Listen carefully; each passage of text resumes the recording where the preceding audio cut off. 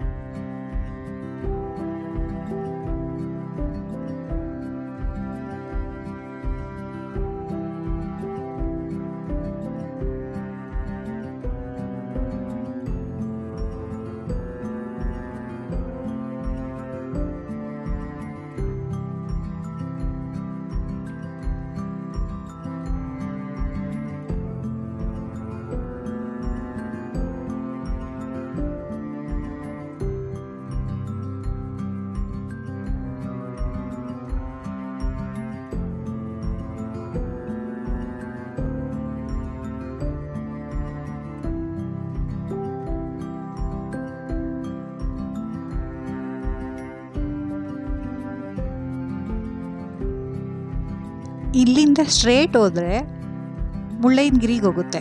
ಅದೇ ನಾವು left turn ತೊಗೋಬೇಕು. ಯು ಟರ್ನ್ ತೊಗೊಂಡು ನಮ್ಮದು ಸಿಲ್ವರ್ ಓಕ್ಗೆ ಹೋಮ್ ಸ್ಟೇಗೆ ಹೋಗ್ತಾ ಇದ್ದೀವಿ.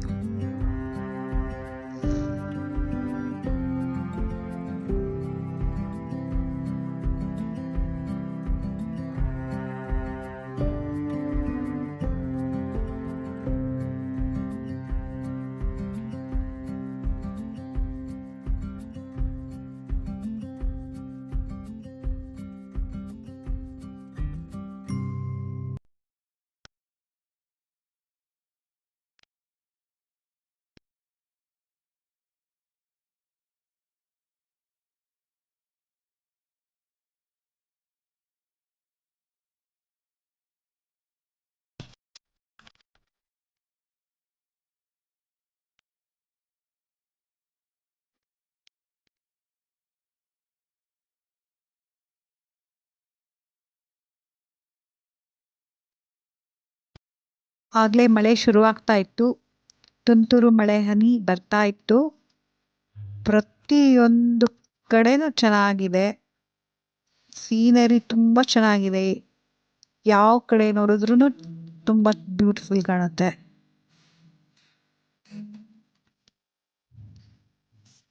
ಮತ್ತೆ ಕಾರಿಂದ ರೂಫಿಂದ ನೋಡಿದ್ರೂ ಟ್ರೀಸೇ. ಯಾವ ಕಡೆ ನೋಡಿದ್ರು ಗ್ರೀನರಿ. ಕಾರ್ ಮೇಲೆ ನೋಡಿದ್ರು ಗ್ರೀನರಿ, ಅಕ್ಕಪಕ್ಕ ಎಲ್ಲ ಕಡೆ ಗ್ರೀನರಿ. ಸಕ್ಕತ್ತಾಗಿದೆ. ಚಿಕ್ಕಮಂಗ್ಳೂರು ಅಂದರೆ ಈ ರೀತಿ ಒಳಗೆ ಬಂದರೆ ಮಾತ್ರ ನಾವು ಈ ರೀತಿ ನೋಡೋಕ್ಕಾಗುತ್ತೆ.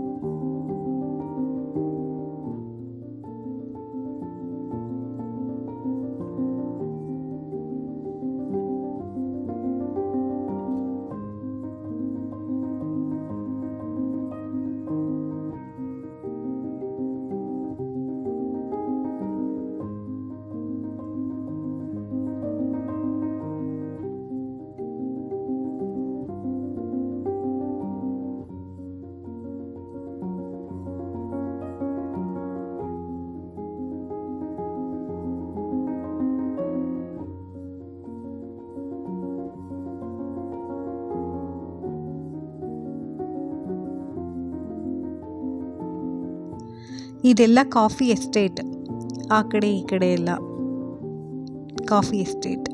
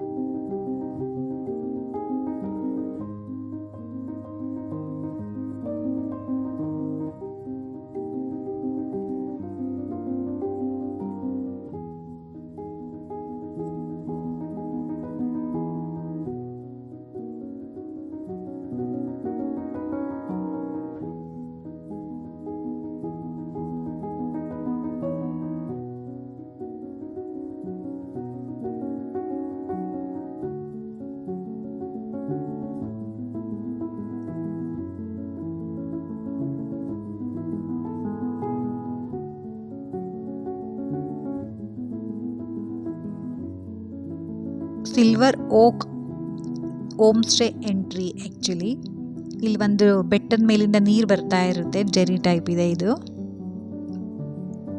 ನಾವಿಲ್ಲಿಗೆ ಬರೋ ಅಷ್ಟರಲ್ಲಾಗಲೇ 4:30 ಆಗೋಗಿತ್ತು. ಸಿಟಿಯಲ್ಲೇ ಊಟ ಎಲ್ಲ ಮುಗಿಸ್ಕೊಂಡು ನಾವು ಇಲ್ಲಿಗೆ ಬಂದ್ವಿ. ಮಧ್ಯಾಹ್ನ ಊಟ ಮುಗಿಸ್ಕೊಂಡು ಇಲ್ಲಿಗೆ ಬರೋ ಅಷ್ಟರಲ್ಲಿ ನಾವು 4:30 ಈವ್ನಿಂಗ್ ಆಗಿತ್ತು. ಮಳೆ ಬರ್ತಾನೆ ಇತ್ತು. ಇದೇ ಹೋಮ್ ಸ್ಟೇ ಅನಿಸುತ್ತೆ. ಆಗಲೇ ತುಂಬ ಜನ ಬಂದಿದ್ದಾರೆ, ಇಲ್ಲಿ ಸ್ಟೇ ಮಾಡಿದ್ದಾರೆ.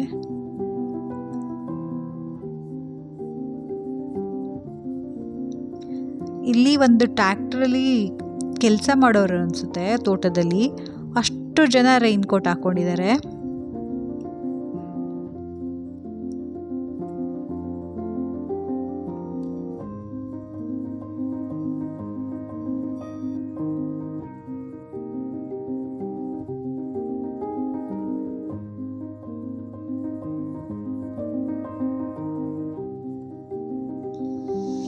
ವಾಟರ್ ಫಾಲ್ ಬೆಟ್ಟದ ಮೇಲಿಂದ ಬರ್ತಾ ಇದೆ.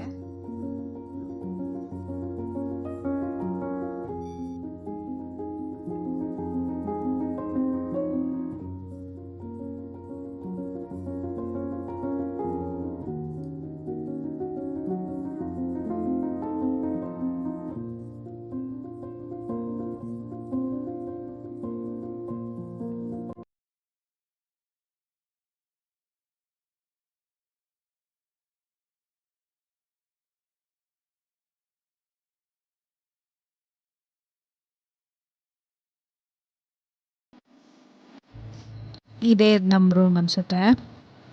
ಈ ರೂಮ್ಗೆ ದಿನಕ್ಕೆ 2,000 ರೂಪಾಯಿ ಒಬ್ರಿಗೆ. ಅಂದರೆ ನಾವು 4 ಜನ ಹೋಗಿದ್ರೆ 8,000 ರುಪೀಸು ದಿನಕ್ಕೆ, ವಿತ್ ಫುಡ್. ಅವರೇ ಕುಕ್ ಮಾಡಿಕೊಡ್ತಾರೆ, ಹೋಮ್ ಫುಡ್ಡು.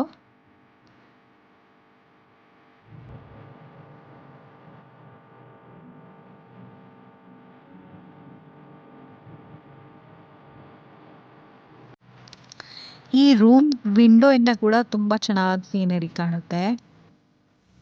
ನಾವು ಇದೊಂದು ಕರ್ಟನ್ ಹಾಕಲೇ ಇಲ್ಲ, ಇದು ಫುಲ್ ಎಂಜಾಯ್ ಮಾಡಿದ್ವಿ.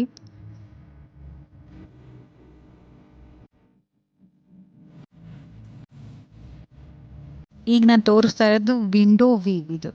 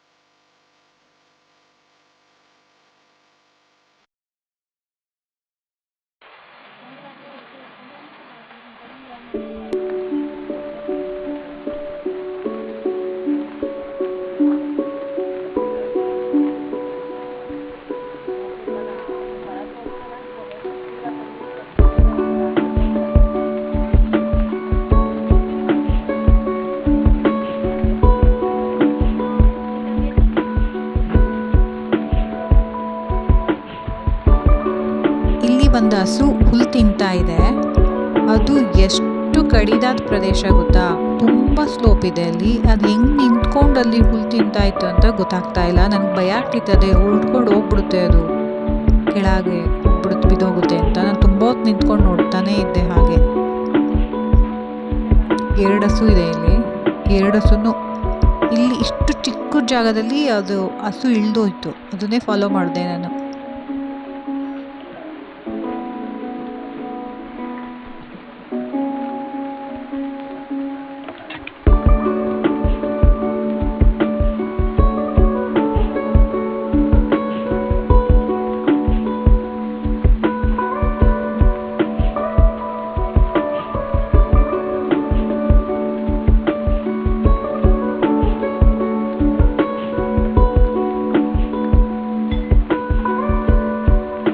ಹೋಮ್ ಸ್ಟೇನಲ್ಲಿ ಕಾಫಿ ಮುಗಿಸ್ಕೊಂಡು ಸಂಜೆ 5:30ಗೆ ನಾವು ಸೀತಾಳಯ್ಯನಗಿರಿಗೆ ಹೊರಟ್ವಿ.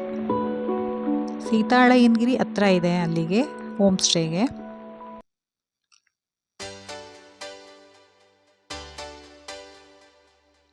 ಇದು ಸೆಕೆಂಡ್ ಡೇ. ಬೆಳಗ್ಗೆ ಸನ್ರೈಸ್ ಆಗ್ತಾ ಇತ್ತು. ಸ್ವಲ್ಪ ಕ್ಲೌಡ್ ಕೂಡ ಇತ್ತು, ತುಂಬ ಬಿಸಿಲಿರಲಿಲ್ಲ, ಲೈಟಾಗಿ ಬಿಸಿಲು ಕೂಡ ಇತ್ತು.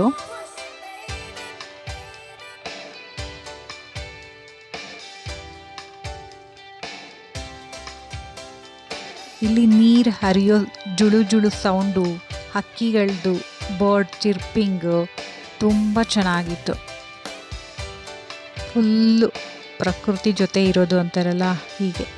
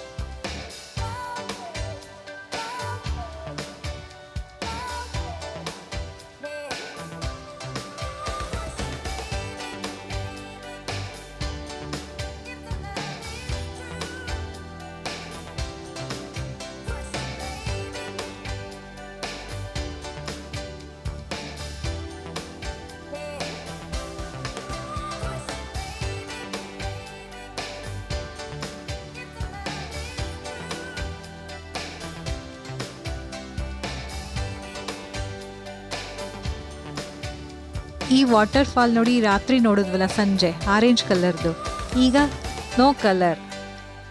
ಎಷ್ಟು ಪ್ಯೂರ್ ವಾಟರ್ ಕಾಣ್ತಿದೆ ಅಲ್ಲ.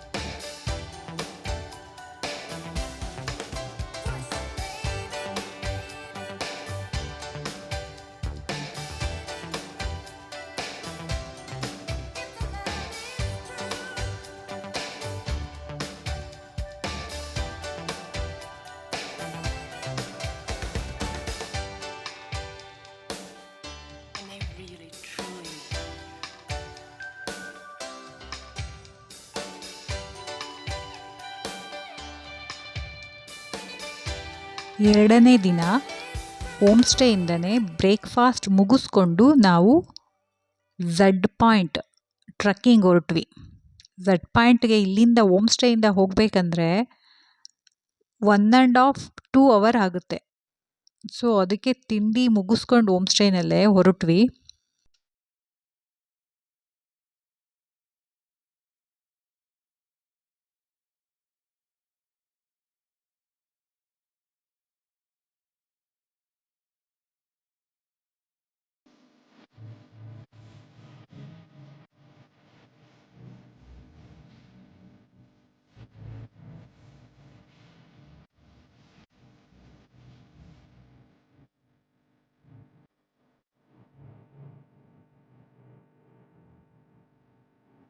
ಝಡ್ ಪಾಯಿಂಟ್ ಟ್ರಕ್ಕಿಂಗ್ ಮುಗಿಸ್ಕೊಂಡು ನಾವು ಹೋಮ್ ಸ್ಟೇಗೆ ಬರೋ ಅಷ್ಟರಲ್ಲಿ ಆಗಲೇ ರಾತ್ರಿ ಆಗಿತ್ತು.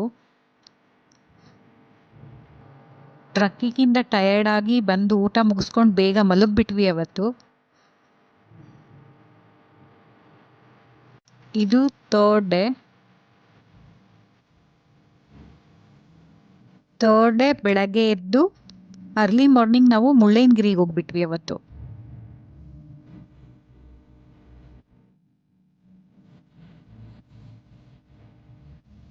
ಇದು ಮುಳ್ಳಯ್ಯನಗಿರಿ ಮುಗಿಸ್ಕೊಂಡು ಬಂದಮೇಲೆ ಹೋಮ್ ಸ್ಟೇ ಅವ್ರದ್ದೇ ಇದು, ಕಾಫಿ ಎಸ್ಟೇಟ್ ಇದು.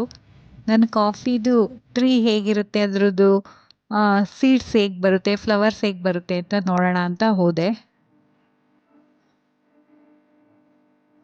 ಇದು ಅವ್ರದ್ದೇ ಹೋಮ್ ಸ್ಟೇ ಅವ್ರದ್ದೇ ಇದು, ಕಾಫಿ ಪ್ಲಾಂಟೇಶನ್ಸ್ ಎಲ್ಲ.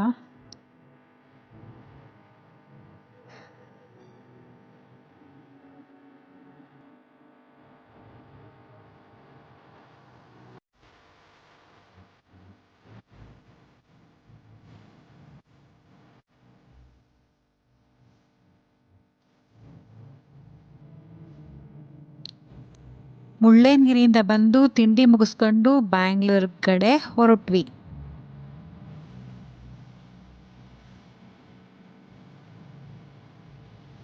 ಈ ಟ್ರಿಪ್ ತುಂಬ ಚೆನ್ನಾಗಿತ್ತು, ಸಖತ್ ಎಂಜಾಯ್ ಮಾಡಿದ್ವಿ.